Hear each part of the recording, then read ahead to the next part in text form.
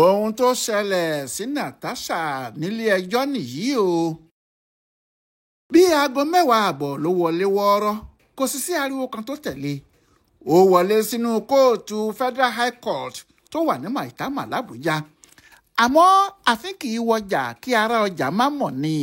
kò sí ẹni tí kò mọ̀ pé ọmọbìnrin aṣòfin tí òun àti olórí ilé ìgbìmọ̀ náà ti jọ ń fa fìràkù láti bí oṣù mélòó kan sẹ́yìn ló wọlé. kálukú ń wò tàánú ni o, nítorí kò sẹ́ni tó mọ ohun tó lè ṣẹlẹ̀ sí i. aṣòfin tó pariwo nígbà kan pé ọ̀gá òun fẹ́ mú nǹkan jẹ lára òun ni o, tí ọ̀gá rẹ̀ náà sì lọ́gùn tó pé òun kò sọ bẹ́ẹ̀ fún o.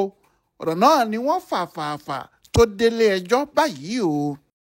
èyí ni pé gbangba ti dẹkùn báyìí, kedere sì ti bẹ̀ẹ́ wò. ọ̀rọ̀ obìnrin aṣòfin pupa yẹn Natasha Odùwàgan Àpótí àti olórí ilé ìgbìmọ̀ aṣòfin àgbà Godswill Akpabio ti kúrò lóhun tí wọ́n ń fi aṣọ bò báyìí mọ́. ọ̀rọ̀ náà ti dé iwájú adájọ́ ní ilé ẹjọ́ gíga nílùú Àbújá. ohun tó ń ya àwọn èèyàn míì lẹ́nu ni pé kì í ṣe Akpabio fúnra ẹ̀ ló pe Natasha lẹ́jọ́ o. ìjọba àpapọ̀ orílẹ̀-èdè Nàìjíríà ni.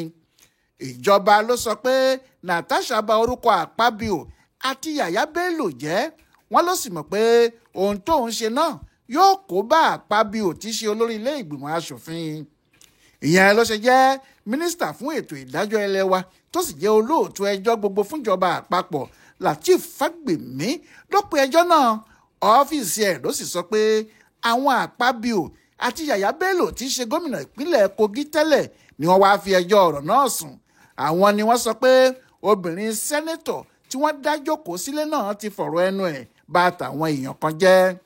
ìfisùn tí ìjọba àpapọ̀ ní àwọn èèyàn méjèèjì ṣe ló fà á tó fi jẹ́ pé àwọn ìjọba fúnra wọn ni wọ́n pe ẹjọ́ náà. níwájú adájọ́ Ṣíṣọba Ọ̀jì ní ìjọba Nàìjíríà wọ́ Natasha lọ.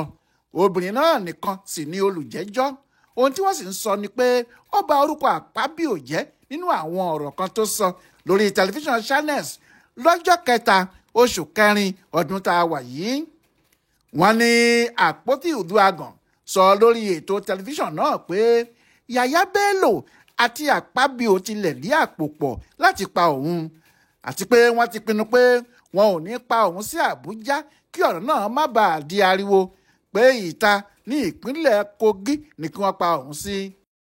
ìjọba àpapọ̀ ní irú ọ̀rọ̀ tí Natasha ń sọ ní gbangba pẹ̀lú àìbìkítà yìí, obìnrin náà mọ̀ pé kinní náà yóò bà orúkọ rere Akpabio jẹ́ kọjá àtúnṣe àti ti Yàyà Bello náà. nínú ìwé ìpẹ̀jọ́ ọ̀hún tí wọ́n fi fa obìnrin náà wá sí kóòtù, wọ́n ní Natasha sọ báyìí lórí tẹlifíṣàn lọ́jọ́ 3 oṣù kẹrin yẹn lórí ètò Politics Today tí àwọn Channels television ń ṣe pé ẹ jẹ́ ká béèrè lọ́wọ́ olórí ilé ìgbìmọ̀ aṣòfin, ẹ jẹ́ ká bi í kí ló dé tó kó àwọn ẹ̀ṣọ́ àwọn ọlọ́pàá mi, kí ló dé tó kó wọn kúrò lẹ́yìn mi, kí ló dé tó kó wọn kúrò, ṣebí kí ààyè lè wà fún àwọn tí wọ́n bá fẹ́ kọlù mí láti ṣe mí léṣe tàbí láti pa mí ni. bẹ́ẹ̀ ló tẹnumọ́ pé wọ́n gbọ́dọ̀ pa mí, àmọ́ Kogi ni kí wọ́n pa mí sí. ṣùgbọ́n ohun tó ṣe pàtàkì sí èmi jùlọ ni ẹ̀mí mi o, nítorí ẹni tí yóò ròyìn ogun kì í kú o.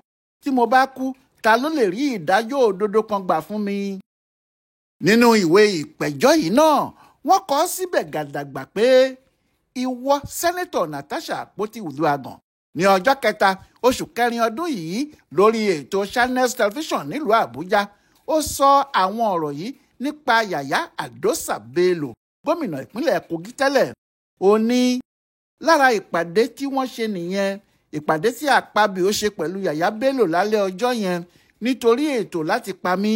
nígbà tí wọ́n pàdé ara wọn yìí, ohun tó sọ fún Yàyà Bello ni pé kí wọ́n pa mí, àmọ́ Kogi ni kí wọ́n pa mí sí.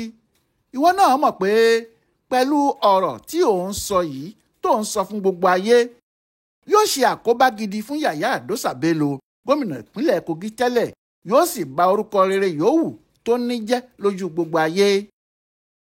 bẹ́ẹ̀ náà ni wọ́n tún sọ pé Natasha bá obìnrin kan sọ̀rọ̀ lórí ọ̀rọ̀ Akpabio yìí náà ni o. lọ́jọ́ 27 oṣù kẹta ọdún 2025 yìí náà ni wọ́n pe orúkọ obìnrin tó ń bá sọ̀rọ̀ náà ní Sandra Duru. wọ́n ní ó bá a sọ̀rọ̀ lórí fóònù tó sì ń wí fún un báyìí pé ǹjẹ́ o mọ̀ pé ọmọbìnrin kan báyìí kí lorúkọ ọmọ yẹn o Ìmọ̀ràn Inumbong bí wọ́n ṣe pa á tán gbogbo àwọn ẹ̀yà ara ẹ̀ ni wọ́n yọ lọ o tí wọ́n lọ lò ó fún ìyàwó ẹ̀ ìyẹn ìgbà tí ara ìyàwó ẹ̀ ò yá gidigidi yẹn ọmọ yẹn ni wọ́n pa tí wọ́n lo ẹ̀yà ara ẹ̀ fún ìyàwó ẹ̀ kó lè gbádùn.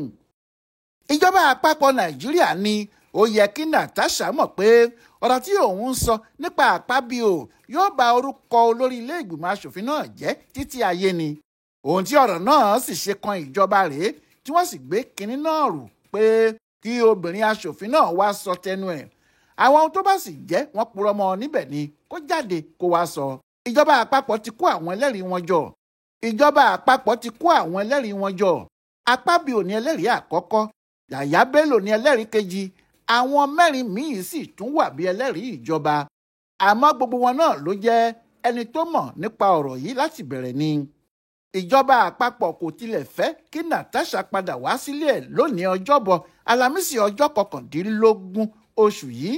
Wọ́n fẹ́ kó gba ilé ẹjọ́ dé ọgbà ẹ̀wọ̀n ni nítorí bí lọ́ọ̀yà ẹ̀ Roland Otaru ti sọ fún adájọ́ pé àwọn ti gbé ìwé bẹ́ẹ̀lì wọlé láti ọjọ́ 27 oṣù karùn-ún tó kọjá lọ. Bẹ́ẹ̀ ni David Casway tó jẹ́ olùfisùn ìjọba sọ pé kò sí ohun tó jẹ́ o. David ní kò sí ohun tí àwọn ń béèrè fún ju kí wọ́n sọ Natasha sátìmọ́lé lọ nítorí tó bá ń rìn kiri ìlú báyìí ohun tó léwu gan ni pé kì í ṣe èèyàn kan tó ṣe é fi sílẹ̀ bẹ́ẹ̀ tó bá sì ń rìn kiri yóò da ẹjọ́ náà rú ni. Ìyẹn níjọba àpapọ̀ kò ṣe fẹ́ kí bẹ́ẹ̀lì kankan jáde lórí ọ̀rọ̀ rẹ̀. Ẹ̀bẹ̀ tí àwọn sì ń bẹ ilé ẹjọ́ nìyẹn. Àmọ́ Otaru tún fò dìde ó ní ilé ẹjọ́ tí àwọn wà ilé ẹjọ́ tó ń ṣèdájọ́ òdodo ni kì í ṣe ilé ẹjọ́ tó ń fìyà jẹ aláìṣẹ̀. Nítorí bẹ́ẹ̀ kò sí ohun kan tó lè ní kí ìjọba àpapọ̀ máa sọ pé kí wọ́n má fún Natasha ní bẹ́ẹ̀lì nítorí ẹjọ́ tí wọ́n pè é kì í ṣe ẹjọ́ apààyàn.